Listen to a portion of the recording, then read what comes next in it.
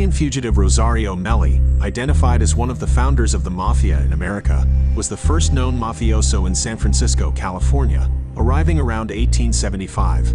Following a string of nearly a dozen robberies during the 1860s, Meli murdered the mayor of Syracuse, Sicily, in 1867. He was arrested and sentenced to 30 years of hard labor, but the sentence was dropped when his powerful friends intervened. Meli was arrested again after killing the mayor's brother. For this second murder, Rosario Meli was sentenced to death. Before the execution could be carried out, he escaped from prison with help from the prison guards. Meli fled to America, arriving first in New Orleans, Louisiana, before settling in Philadelphia, Pennsylvania, where he ran a fruit stand for the better part of a decade.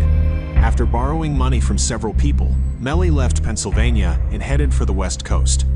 From 1877 to 78, San Francisco police received reports of burglaries and mysterious murders nearly every week in North Beach, the Little Italy of San Francisco. Many of the victims were found with jagged stab wounds caused by the type of serpentine dagger that Meli was known to carry, alongside a 2-foot revolver and a cane that doubled as a gun. Meli and his gang were arrested several times, but avoided charges for years due to lack of witnesses. The gang was eventually linked to the murder of Camillo Catalani, who was found dead on a hill in Sausalito, north of San Francisco.